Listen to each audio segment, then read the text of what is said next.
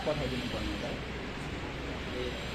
ए हुन्छ हुन्छ हुन्छ धन्यवाद भएको सुन्दर समय आज तपाईँहरूसँग हुन्छ रमाइलो बाटो गर्दै गर्दै हिँड्ने पनि आनन्दित छु।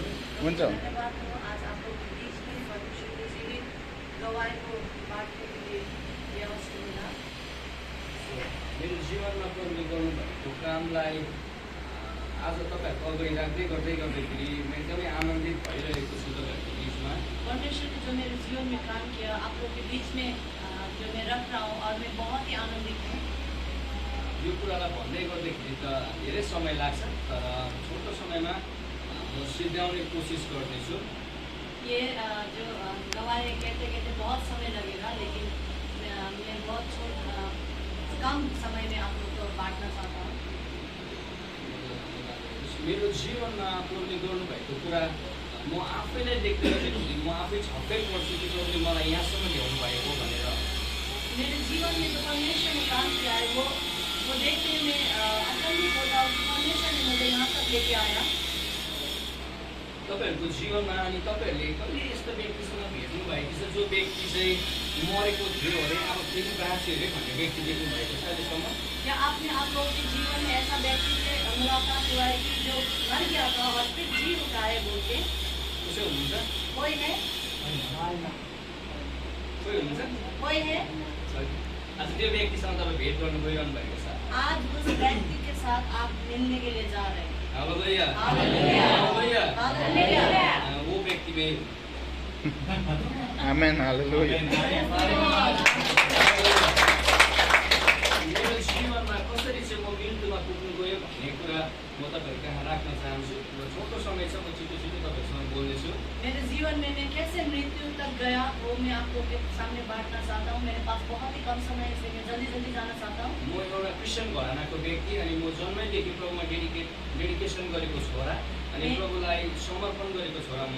मैं ईसाई घराना से हूँ और मैं छोटा से परमेश्वर में समर्पण किया गया लड़का हूँ। 2014 को समयमा जब मेरो जीवनमा खाली नै भइसकेको थियो, तर 2014 मा प्रभुले मलाई उहाँतर्फ फर्कन प्रभुले मौका दिनुभयो मलाई। 2014 में मेरा जीवन एकदमै अवस्था मेरा बहुत बिगड़ गया था, लेकिन उससे परमेश्वर ने मुझे फिर लौटा के फिर लेके आया। अनि त्यस समय 14 देखिको 15-20 मा म संगति चर्चसँग मिलेर गर्न थालेँ। 14 और 15 के बीच में मैं चर्च के साथ संगति में मिल के करना शुरू किया। अनि 15 अन्तिमदेखि म बेङ्गलोर कलेजको लागि जाने मैले मौका पाएँ प्रभुको वचन सिक्नको लागि। 2015 में मैं अंतिम में बेंगलोर में बाइबल स्कूल में जाने के लिए मुझे मौका मिला परमेश्वर के वचन से कुछ सीखने के लिए। अनि 2017 को अन्तिम ग्रेजुएसनको टाइममा चाहिँ म अचानक बिमार हुन गएँ। और 2017 के जो ग्रेजुएशन का समय में उस समय में मैं अचानक बीमार पड़ने लगा। अनि यस्तो खालको बिमार भयो जुन समयमा चाहिँ ममा अचानक त्यो बिमारले एट्याक गऱ्यो अनि जुन कुराको चाहिँ डायग्नोज चाहिँ हुन सकेन। वो ऐसा बीमार था जो एकदम ही अचानक से वो मेरे शरीर में मुझे मिला और वो क्या बीमारी है बोल के कुछ पता नहीं लगा। अनि बेङ्गलोरको ठुल्ठुलो हस्पिटलमा गएर पनि मैले मेरो चेकअप गर्न थालेँ, तर मेरो बिमारको कुनै डायग्नोज हुन सकेन। बेंगलोर के बहुत बड़े बड़े हॉस्पिटल में जाके मैं चेकअप किया, लेकिन वहाँ पे कुछ भी पता नहीं लगा क्या बीमारी बोल के। तब दिनदिनै मेरो अवस्था एकदमै गम्भीर हुन थाल्यो अनि मेरो हेल्थमा केही सुधार नहुँदै गर्दाखेरि मलाई दिन प्रतिदिन गाह्रो हुन थाल्यो अनि मेरो शरीरमा पुरा इन्फेक्सनहरू हुन थाल्यो।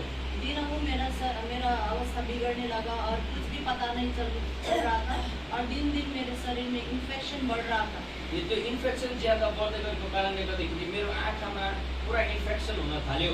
और वो मेरे शरीर में इन्फेक्शन इतना बढ़ गया कि मेरे आँख में भी समस्या होने लगा। अनि त्यही कारणले गर्दाखेरि मेरो आँखामा ज्यादा इन्फेक्सन भएको कारणले गर्दाखेरि डक्टरले मलाई इन्जेक्सन गर्नुपर्छ आँखामा, तब मात्र त्यो इन्फेक्सन कम हुन थाल्यो भन्न थाल्यो। आँख में इन्फेक्शन बढ़ के आने से डॉक्टर मुझे बोलने लगा कि आँख में इंजेक्शन डालना पड़ेगा बोल के। तब त्यस समय चाहिँ मैले देब्रेपट्टिमा 5वटा अनि दाहिनेपट्टिमा मैले 5वटा इन्जेक्सन गर्ने पर्यो मलाई त्यति बेला। और उस समय में लेफ्ट में 5 और राइट में 5 करके इंजेक्शन डालना पड़ता था मुझे। अनि त्यस समय चाहिँ मेरो अवस्था एकदम गम्भीर भइसकेको थियो। उस समय मेरा जो अवस्था है बहुत ही क्रिटिकल सर्कल बहुत ही खत्म हो चुका था। अनि म आँखाले देख्नु पनि छोडिसकेँ कि अचानक मेरो आँखामा ज्यादा इन्फेक्सन भएको कारणले गर्दाखेरि मेरे आँख भी देखना छोड़ चुका था और बहुत इन्फेक्शन बढ़ने के कारण से अनि त्यो अवस्था हुँदै गर्दाखेरि जब मैले मेरो परिवारमा फोन गर्दै गर्दाखेरि परिवारले भन्न थाल्यो कि अब तँ फर्केर आइज भनेर भन्न थाल्यो। उस स्थिति में मैं जब अपने परिवार में फोन किया तो मेरा परिवार कहने लगा आप रिटर्न आ जाओ, बैक आ जाओ। तर त्यो समयमा म एक्लै थिएँ हस्टेलमा। त्यति बेला मेरो साथीहरू सबै गएको थियो र त्यो समयमा म एक्लै हस्टेलमा बसेर मैले आफ्नो ट्रिटमेन्ट गरिरहेको थिएँ। और उस समय में बाइबल स्कूल में मैं अकेला ही था, मेरा सब दोस्त चला गया था, मैं उधर अकेला ही रह के मेरा हॉस्पिटल का जितना भी ट्रीटमेंट वो अकेले बैठ के शुरू कर रहा था। अनि त्यो समयमा मलाई यति साह्रो गाह्रो परिरहेको थियो, मसँग बोल्ने साथी पनि थिएन। अनि मैले मेरो परिवारलाई कहिले पनि भनिनँ मेरो अवस्था यति साह्रो गम्भीर भइसकेको छ, मलाई तपाईँहरूले जस्तो पठाउनु भइसक्यो म त्यस्तो थिइनँ, मेरो अवस्था एकदमै गम्भीर भइसकेको थियो त्यति बेला। और मेरा अवस्था इतना बिगड़ गया था कि मैं परिवार को भी नहीं कह सकता था आपने मुझे जैसे भेजा मैं वैसा हूँ बोल के मैं परिवार में भी खबर नहीं कर सकता था। अनि त्यो समय मलाई धेरै गाह्रो पर्दै गर्दाखेरि म त्यहाँबाट फर्केर आउने आवश्यक हुँदै गर्दाखेरि एक समयको रात प्रभु मसँग बोल्नुभयो। और बहुत ही मेरा समस्या बढ़ने लगा। तो जब मैं उस दौरान में मैं लौटने वाला था, उस एक रात में परमेश्वर मेरे साथ बात किया। अनि प्रभुले मलाई भन्नुभयो इब्राहिम इब्राहिम भनेर भन्नुभयो। परमेश्वर प्रभु ने मुझसे कहा इब्राहिम इब्राहिम। अनि त्यस समय चाहिँ मलाई के भयो भन्दाखेरि एकदमै सेन्सिटिभ भएँ। अनि प्रभुको आवाजमा मैले सुन्दै गर्दाखेरि प्रभुले भन्नुभयो कि तँलाई केही समयको लागि म उठाउने छु भनेर प्रभुले मलाई भन्नुभयो। उस समय प्रभु ने मुझे कहा कि इब्राहिम मैं कुछ देर के लिए मैं तुझे लेके जाऊंगा बोल के। अनि जब मैले त्यो सुन्ने बित्तिकै मैले मेरो आमालाई फोन गरेँ, किनभनेदेखि मेरो आमा चाहिँ प्रभुमा एकदमै सकारात्मक प्रकारले काम गर्दै गर्नुहुन्थ्यो। मैंने अपने मम्मी को फोन किया क्योंकि मेरा मम्मी प्रभु में बहुत ही सकारात्मक तरीका से प्रभु में काम करता था। अनि तर जब त्यो आवाज दिने बित्तिकै मेरो परिवारमा हलचल मचिन थाल्यो। जब मैंने वो खबर दिया तब मेरे परिवार में बहुत हलचल होने लगा। अनि त्यो कुरा हुने बित्तिकै मेरो परिवारले भने अब जस्तो सुक्यो उस्तो फर्केर आइज, आज नै आइज भनेर भन्न थाल्यो। मेरा परिवार कहने लगा जो भी हो तुम अब भी आ जाओ, आज ही आ जाओ घर में। अनि 17 को अन्तिममा मैले निर्णय गरेँ कि म कलेज कम्प्लिट गर्दिनँ भनेर म फर्केर मेरो घरतर्फ आइपुगेँ। और 2017 में मैं एक निर्णय लिया मैं अब कॉलेज कंप्लीट नहीं करूंगा और मैं घर जाऊंगा बोल के। अनि जब म घर आइपुग्दै गर्दाखेरि बागडोग्रामा आइपुगेँ, जब प्लेनबाट म झर्दै गर्दाखेरि चाहिँ के भयो भन्दै गर्दाखेरि जब एयरपोर्ट आइपुगेर त्यो एयरपोर्टबाट बाहिर निस्किँदै गर्दाखेरि मेरो परिवारहरू सबै आइरहेको रहेछ। मलाई देख्न बित्तिकै सबैजना चुप्पो लागेर बस्न थाल्यो। और मैं जब लौट गया था, जब मैं एयरपोर्ट से निकल रहा था और मैं वहाँ पे निकलते समय मेरा सब परिवार घर पे मुझे लेने के आए थे और सब चुपचाप करके मुझे देख रहे थे। किन भन्दाखेरि चाहिँ म को हो भन्ने कुरा त्यति बेला मेरो आफ्नो अनुहार अनि म सबै यति साह्रो कमजोर भइसकेको थियो, मेरो अनुहार डढेर कालो न कालो भइसकिसकेको थियो। अनि त्यो समयमा मलाई चिन्ने पनि लायकको भएकै थिएन त्यति बेला। ऐसा क्यों हुआ? क्योंकि मेरा बहुत ही शरीर बिगड़ गया था, ऐसा भी काला बन चुका था कि मुझे पहचानने में नहीं आ रहा था। त्यो समयमा चाहिँ मलाई मेरो आमाले खालि अँगालेको थियो। त्यो समय चाहिँ म यस्तो भएर चाहिँ म घर आइपुगेको थिएँ। उस समय मेरा स्थिति ऐसा था, सिर्फ मेरी माँ ने मुझे गले से लगाया। हालेलुया हालेलुया। त्यो समय चाहिँ फेरि म आफ्नो घरतर्फ फर्केर गएँ। गाउँको मान्छेहरू छक्कै पर्न थाले कि को हो यो भाइ, को भैया आएछ, को यहाँ चेप्ला किन्ने आएछ भनेर मलाई भन्न थाले त्यहाँको मान्छेहरूले, गाउँको आफ्नै मान्छेहरूले पनि। और मेरा स्थिति ऐसा होने का वजह से जब मैं गांव में गया, मेरा गांव के जितने भी पड़ोसी थे वो कहने लगा कि कौन भैया आ गया, कौन टूटा फूटा उठाने वाला भैया आ गया बोल के कहने लगा। अनि त्यति बेला मेरो अवस्था यस्तो भइसकेको थियो जब चाहिँ म आफूले आफूलाई पनि चिन्न सक्थेन। यो को चिन्नुहुन्छ यो व्यक्ति र अहिलेको व्यक्तिमा तपाईँ फरक देख्नुहुन्छ? आप देख सकते हैं ये ऐसा हो चुका था मेरा स्थिति और आज अभी जो मैं हूँ और ये जो है आप पहचान सकते हैं, बहुत ही अलग है ना। ये कोई नहीं है, ये सिर्फ मैं ही हूँ। ये दूसरा मेरा भाई भी नहीं है, मेरा बड़े भैया भी नहीं है। अनि त्यो समय मेरो एकदमै गम्भीर भयो। जब म दार्जिलिङ फर्केर जाँदै गर्दाखेरि मेरो हेल्थ एकदमै बिग्रिन थाल्यो, एकदमै बिग्रिन हुन थाल्यो। अनि मलाई एकदमै गाह्रो हुन थाल्यो त्यहाँनिर। अनि परिवारबाट पनि दिनदिनै मेरो जीवनमा एकदमै हरेस कुरा हुन थाल्यो। डक्टरले डायग्नोसिस भएको थिएन, मैले सबै टेस्ट गर्दा पनि मेरो बिमारै पत्ता लागेको थिएन। और मैं जब दार्जिलिंग में आया तब मेरा बहुत स्थिति बिगड़ने लगा, इतना बिगड़ने लगा कि मैं वहाँ का डॉक्टर भी कुछ बता नहीं रहा था क्या बीमारी है बोल के। अनि त्यो समयमा चाहिँ मान्छेहरूले एउटै कुरा आशा गर्न थालिसकेको थियो। किन भन्दाखेरि चाहिँ मेरो हेल्थ बिग्रन 2017मा म 17 अन्तिममा फर्केर गएको, जस्तो गए म त्यस्तै जाति हुन्छ होला भनेको। तर दिनदिनै मेरो अवस्था बिग्रिँदै गएर लगभग 13 महिनासम्म म बेडमा बस्नु पर्यो। मैं जब घर में वापस आया 2017 में और मुझे लगा कि मेरा सुधार होगा बोल के, लेकिन ऐसा नहीं हुआ। दिन ब दिन मेरा स्थिति बिगड़ते गया और 13 महीना तक मैं बेड में लेटा हुआ था। अनि 13 महिना बेडमा बस्दै गर्दाखेरि मान्छेहरूले भन्न थाले कि ठुलो हावा आउँदा ठुलो पानी आउँदै गर्दा पनि ला त्यो भाइ त मर्यो होला, त्यो भाइ के होला, के भयो होला भन्ने अवस्था पुगिसकेको थियो। किन भन्दाखेरि कोही व्यक्ति गाउँघरमा एकदमै लामो बेरसम्म बिमार भएर सुतिरहेको छ, बेडमा नै, खाना पनि खाँदैन, केही पनि गर्दैन भन्ने गाउँघरको सोचाइ अनि विचार त्यो प्रकारको भएको हुँदछ। जब कोई भी व्यक्ति गाँव में कोई भी बीमार होता है लंबा समय तक, तो ऐसा सोच रहा था कि अभी वो नहीं रहेगा, है ना, क्योंकि वो बेड में ही खा रहा है, बेड में सब कुछ उसका हो रहा है। तो मेरा गांव का लोग भी ऐसा ही सोच रहा था कि बड़ा आंधी तूफान आने से, बारिश आने से भी लगता है कि वो भाई को क्या हुआ होगा बोल के वो लोग सोचते थे। अनि विश्वासीहरू जब मेरो लागि प्रार्थना गर्न आउँथे तब के भन्ने गर्थ्यो भन्दाखेरि चाहिँ प्रभु यो छोराको जीवनमा तपाईँको इच्छा जे छ त्यही पुरा गर्नुहोस् भनेर भन्ने भइसकेको थियो त्यति बेला।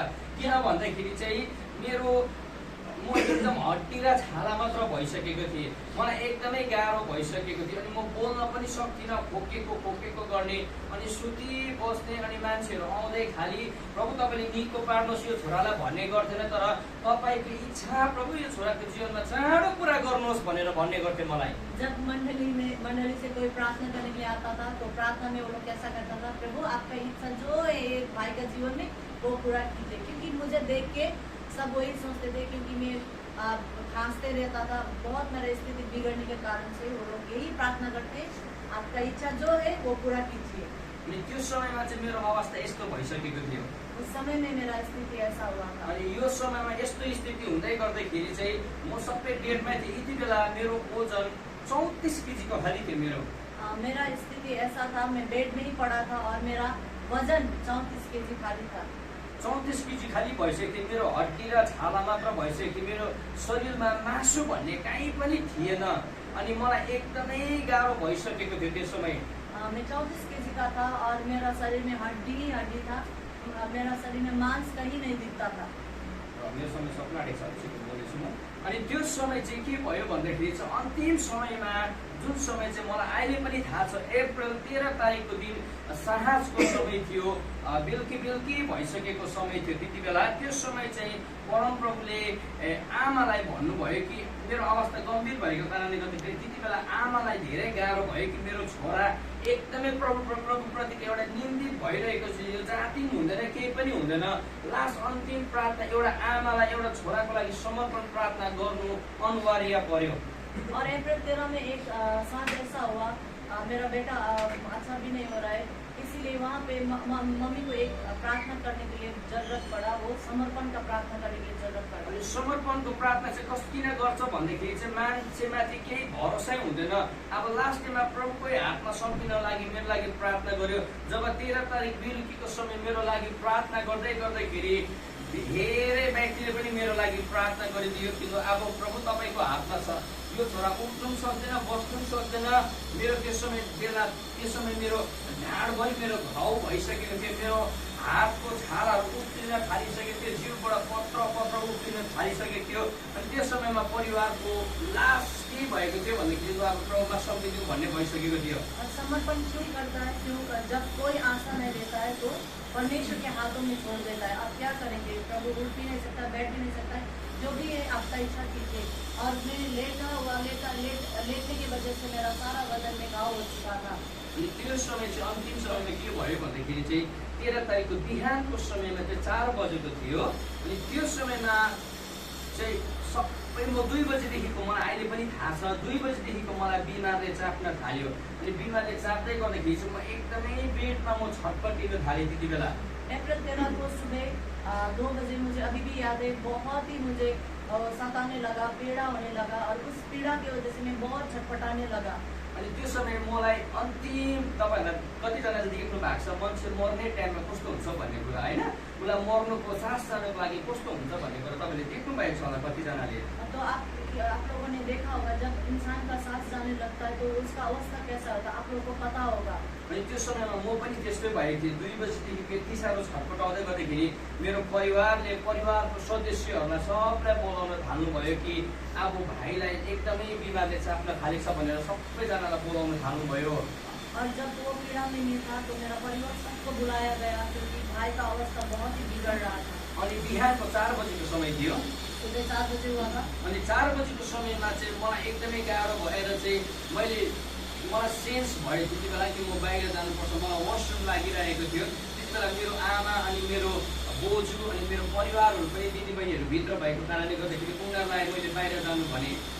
4 बजे मुझे पता है अभी भी मुझे वॉशरूम लगा था और मुझे ये इतना था कि मुझे वॉशरूम करना है बल्कि मेरा मम्मी और मेरा जो भी दादी नानी वो लोग को बाहर मैंने भेज दिया। अनि बाहिर गएपछि चाहिँ जब म आफ्नो स्थानमा खडा हुनु खोजेँ तब चाहिँ त्यति बेला चाहिँ मैले मेरो आफ्नो प्राणलाई मैले त्यागेँ। जब मैं वॉशरूम करने के लिए खड़ा हो गया उस समय में अपने प्राण को त्याग किया। अनि मान्छे मरेपछि दुईटा साइन हुन्छ, कि त उसको ल्याट्रिन हुन्छ कि त उसको युरिन हुन्छ। अनि त्यो समय चाहिँ मेरो दुईटै भएको थियो। जब इंसान जाने वाला होता है वो 2 साइन होता है, या लैट्रिन होता है या यूरिन पास होता है, लेकिन मेरा दोनों ही हुआ था उस समय। अनि त्यो समय भएर चाहिँ मेरो प्राण त्यति बेला गयो अनि परिवारहरू सबैजना रुन थाल्यो। और मैं वहाँ पे मेरा प्राण चला गया और मेरा परिवार सब आगे रोने लगा। अनि यो भन्दै गर्दाखेरि सपना जस्तो लागिरहेको होला तपाईहरुलाई। जब मैं बता रहा हूँ आपको तो सपना जैसा लग रहा होगा आपको। अनि त्यो समय चाहिँ के भयो भन्दाखेरि चाहिँ परिवारहरू सबैजना रुन थाल्यो।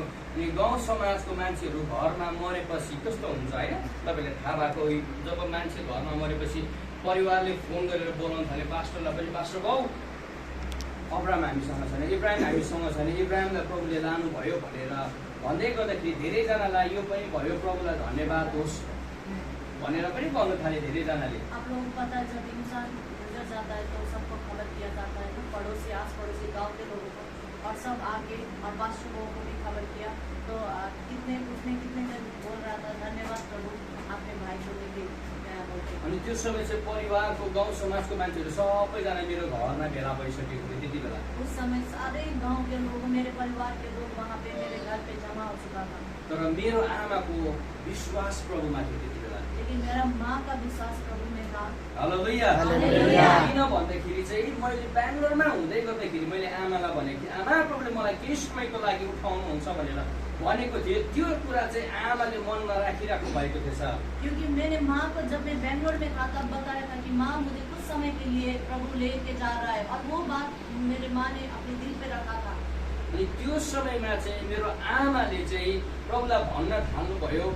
मलाई त्यति बेला म दुब्लो भइसक्यो, त्यति बेला मलाई मेरो आमाले गम्मै आफ्नो अङ्गालोमा हालेर चाहिँ यति बिकमा रुन थाल्नुभयो। अनि त्यति बेला आमाले भन्नुहुन्छ अहिले पनि म यति बिकमा रुएँ, मेरो परिवारहरूले पनि भन्नुहुन्छ यति बिकमा रुयो। आमा यति बिकमा रुँदै गर्दाखेरि प्रभुलाई भन्नुभयो कि यसको जीवनबाट तपाईँको सेवकाय हुनुपर्छ, तपाईँले केही समयको लागि मात्र तपाईँले तपाईँको छोरालाई लान्छु भनेर भन्नुभएको थियो। अब तपाईँको छोरालाई तपाईँले फर्काउनुपर्छ भन्दै आमाहरू बिलाप गरिरहेको थियो। धेरै व्यक्तिहरू पनि, त्यहाँ हुने व्यक्तिहरू पनि बिलाप गरिरहेको थियो।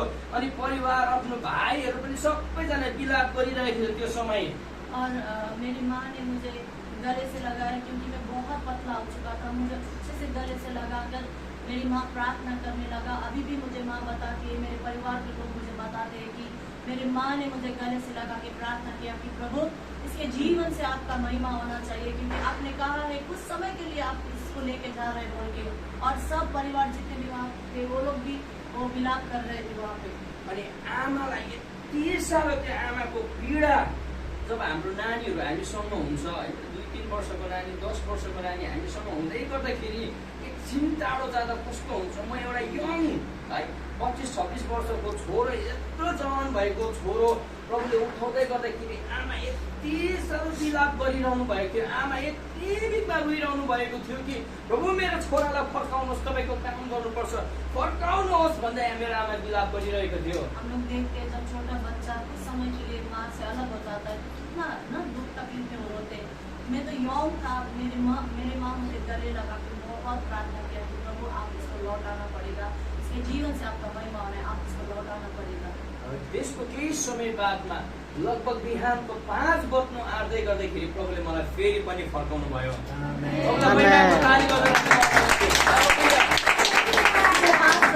लगभग सुबह 5 बजे जब माँ प्रार्थना ऐसे कर रही थी तो प्रभु ने फिर भाई को जिंदा किया। हालेलुया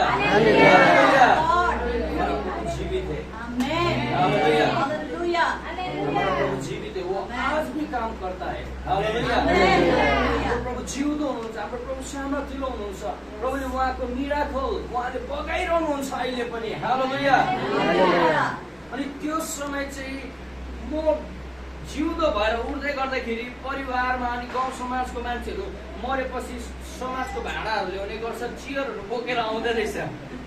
जब मैं जीवित हो गया तो मेरे गांव के और समाज के लोग जब भी इंसान मर जाता है तो चेयर को और बर्तनों को लेके आता है ना लेकिन जब वो लेके आ रहा था तो भाई जीवित होके देखने लगा। हालेलुया त्यो समय चाहिँ प्रभुलाई यति बिकमा हामीले महिमा त्यो परिवारले एक बिकमा पास्टर पनि झोला बोकेर अब छोरा पेटमा छ अब भुइँमा झार्नुपर्छ भनेर प्रार्थना गर्न आएको मान्छे है प्रार्थना गर्न आएको मान्छेले चाहिँ फेरि छोरा घरमा आइपुग्दै गर्दा केही समय प्रार्थनामा बस्दै गर्दा त जीवित छ अनि तब चाहिँ के भयो भन्दाखेरि चाहिँ अचम्म माने किन भन्दाखेरि त्यहाँनिर धेरै हाम्रो घरमुनि मुस्लिमहरू पनि बस्ने गर्छ उनीहरू चेफलाई उठाउनुको लागि बस्छ उनीहरू सरसामान बेच्नु बस्छ अनि त्यो मुस्लिमहरूले पनि प्रभुको महिमा त्यहाँनिर देख्यो। उस समय हम लोग बहुत परमेश्वर को महिमा दिया। मेरे पास्टर जी भी आ चुके थे प्रार्थना करने के लिए बेड से नीचे रख के अभी प्रार्थना करना है बोल के पास्टर जी भी आ चुके लेकिन मुझे जिंदा देख के पास्टर जी भी वहाँ पे हैरान हो गए और मेरे पड़ोसी थे जो मुस्लिम थे वो भी परमेश्वर की महिमा को उस दिन उन लोगों ने भी देखा। अचम्मको कुरा चाहिँ अप्रिल 13 तारिकको दिन 2018मा मेरो देहान्त भएको म मरेको थिएँ। प्रभुले मलाई केही समयको लागि उठाउनु भएको थियो अनि आमाले भन्नुभयो कि यसको जीवनबाट तपाईँको काम हुँदैन तपाईँले यसलाई उठाउनुहोस् तर काम हुन्छ भने उठाउनुहोस् भनेर भनेको थियो। तर अप्रिल 2019 को दिन परम प्रभुले त्यही दिनमा त्यही अप्रिलको समयमा त्यही 13 तारिकको समयमा चाहिँ प्रभुले मलाई जवानहरूको बीचमा सिङतामको 14वटा गाउँको 9वटा चर्चहरूको बीचमा चाहिँ प्रभुले भन्नुभयो अब तैँले उनीहरूको बीचमा युवाहरूको बीचमा सङ्गति गर भनेर परम प्रभुले मलाई त्यहाँदेखि युवाहरूको बीचमा सङ्गति दिनुभएको छ। अहिले सङ्गतिमा भएको मेरो भाइ बहिनीहरू यति छ।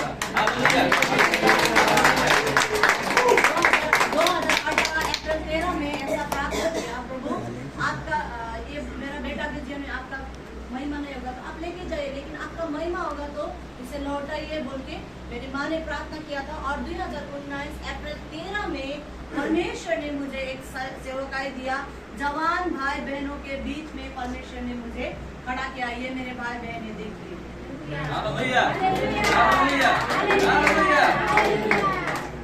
अनि त्यति बेलाको अवस्थालाई हेर्दै गर्दाखेरि मलाई थाहा छैन कि म विवाह पनि गर्छु भनेर तर परम प्रभुले मलाई सुन्दर प्रभुको छोरी पनि दिनुभएको छ। वो स्थिति को देखते हुए मुझे नहीं लगता था कि मैं विवाहित बंधन में बंधूंगा बोल के लेकिन अभी मुझे बहुत सुंदर मुझे एक वाइफ प्रभु ने दिया है। आज वही प्रभुको छोरीद्वारा आज शिष्य ड्याडी जस्तो व्यक्ति पास्टर प्रमोद जस्तो व्यक्ति अनि पास्टर जोयल जस्तो व्यक्ति आशिष दादा जस्तो व्यक्ति अनि तपाईँहरूसँग यसरी जोड्ने प्रभुले मलाई मौका दिनुभयो। बेटी के द्वारा आज परमेश्वर के दासों से संबंधित रहने की जोड़ने के लिए परमेश्वर ने मौका मुझे दिया।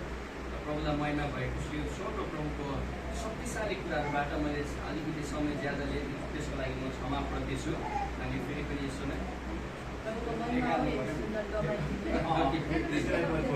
अनि यो चाहिँ जुन समयमा चाहिँ मलाई यति साह्रो गाह्रो भइसक्यो त्यति बेला चाहिँ म आफ्नो अनुहार देखाउने गर्थिनँ किन भन्दै गर्दाखेरि मान्छेले मलाई को हो भनेर मलाई प्रश्न गर्थे यति बेलाको अवस्थामा चाहिँ। त्यति बेला म मेरो आफ्नो मास्क लाउँथेँ अनि टोपी लाएर हिँड्ने गर्थेँ।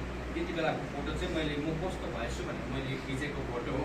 अनि त्यस्तो थिएँ। अब अहिले यो अहिले हेर्दै गर्दाखेरि परमप्रभुले मलाई 80 केजी 82 केजी अस्ति बनाउनु भएको थियो मलाई। त्यति बेला म 34 केजी थिएँ, हुँदैन भनेर अहिले अलिकति मेरो श्रीमतीले वक नलोगेर अलिकति म कम भएको छु। ये तब का फोटो है जब मैं बहुत ही गंभीर स्थिति में था और मैं अपना चेहरा को नहीं दिखाता था, छुपा के रखता था। तो इसी मैं कैसा दिखता हूँ बोल के उसके लिए ये फोटो लेके रखा। तब 34 kg हो चुका था, लेकिन अभी 80 kg तक पहुँच गया था। लेकिन भाई का श्रीमती जो पत्नी वॉक में ले जाके अभी थोड़ा मेंटेन किया। प्रभुलाई महिमाको ताली दिउँ।